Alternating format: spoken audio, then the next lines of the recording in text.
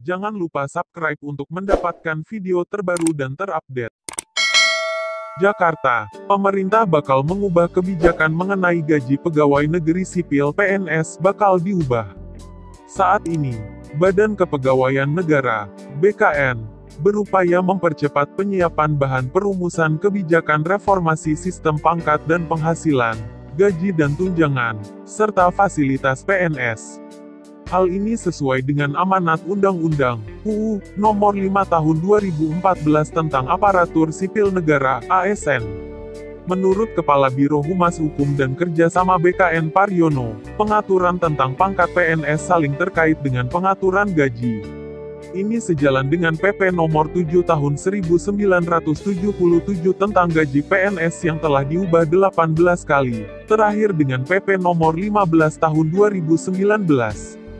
Seluruh kebijakan penetapan penghasilan PNS tersebut tentu berkaitan erat dengan kondisi keuangan negara sehingga dibutuhkan upaya ekstra hati-hati dan didukung dengan hasil analisis dan simulasi yang mendalam dan komprehensif, sehingga mampu menghasilkan kebijakan yang baru tentang pangkat, gaji, tunjangan, dan fasilitas PNS agar nantinya tidak memberikan dampak negatif baik terhadap kesejahteraan PNS maupun kondisi keuangan negara, ujar Paryono melalui keterangan tertulis Jumat, tanggal 27 November tahun 2020.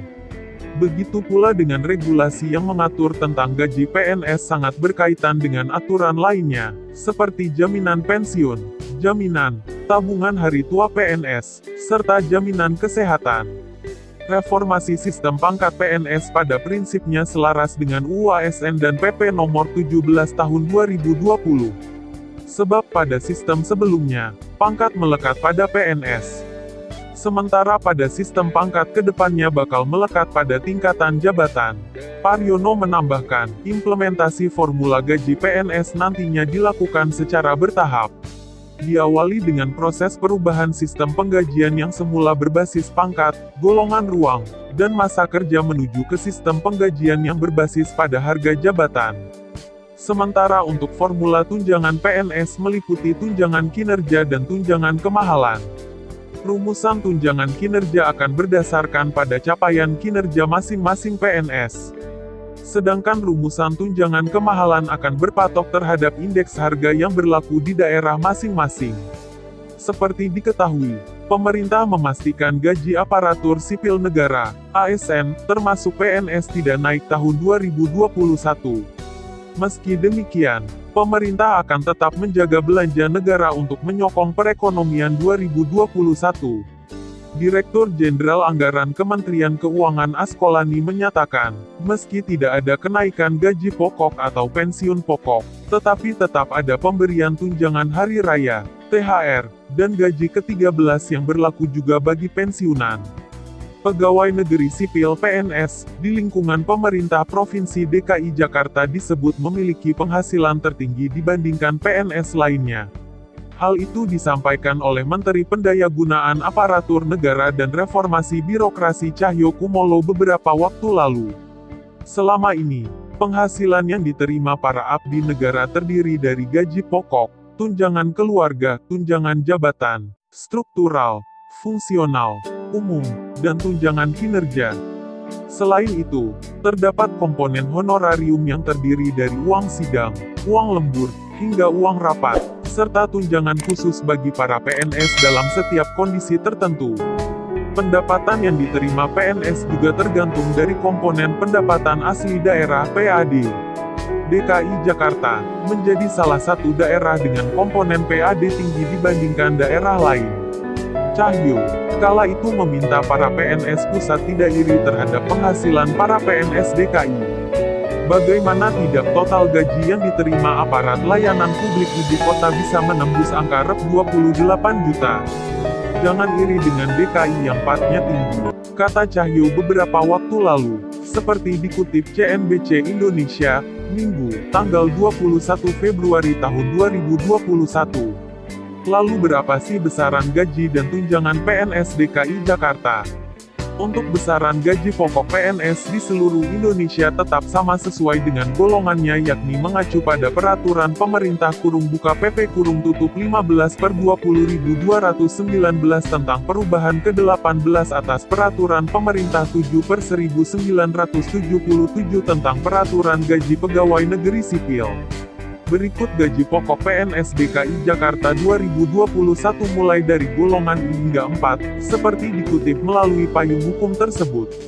Golongan I, lulusan SD dan SMP. Asterisk golongan IA, Rp 1.560.800, Rp 2.335.800. Asterisk golongan I, Rp 1.704.500, Rp 2.472.900. Asterisk golongan I, Rp 1.776.600, Rp 2.577.500. Asterisk golongan I, Rp 1.851.800, Rp 2.686.500. Golongan 2, lulusan SMA dan asterisk golongan IA, Rp 2.022.200, Rp 3.373.600. Asterisk golongan I, Rp 2.208.400, Rp 3.516.300. Asterisk golongan I, Rp 2.301.800, Rp 3.665.000. Asterisk golongan I, Rp 2.399.200, Rp 3.820.000. Golongan 3, lulusan S1 hingga S3. Asterisk golongan IA, Rp 2.579.400, Rp 4.236.400.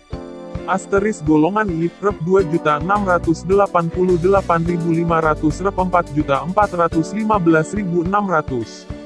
Asterisk golongan I, Rp 2.802.300, Rp 4.602.400. Asterisk golongan I, Rp 2.920.800, Rp 4.797.000. Golongan 4, asterisk golongan IPA, Rp 3.044.300, Rp 5 juta.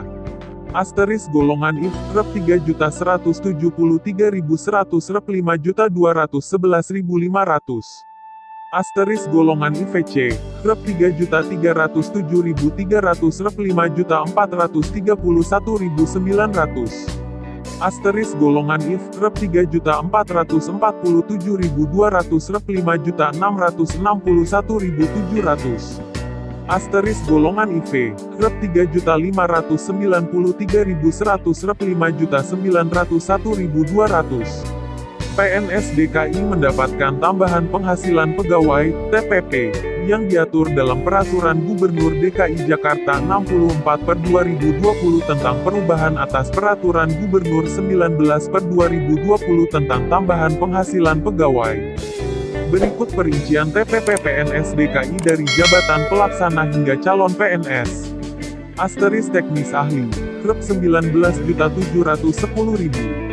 Asterisk teknis terampil, Rp 17.370.000. Asterisk administrasi ahli, Rp 15.300.000. Asterisk administrasi terampil, Rp 13.500.000. Asterisk operasional ahli, Rp 11.610.000. Asterisk operasional terampil, Rp 9.810.000. Asterisk pelayanan ahli, Rp 8.010.000. Asterisk pelayanan terampil, Rp 7.470.000. Asterisk calon PNS, Rp 4.860.000. Berikut TPP bagi PNS yang menduduki jabatan fungsional auditor, perencana, dan dokter. Asterisk keahlian utama, Rp 33.030.000. Asterisk keahlian madya, Rp 28.710.000. Asterisk keahlian muda, Rp 23.850.000. Asterisk keahlian pertama, Rp 19.620.000. Berikut TPP bagi PNS yang menduduki jabatan fungsional selain auditor, perencana, dan dokter. Asterisk keahlian utama, Rp 31.770.000.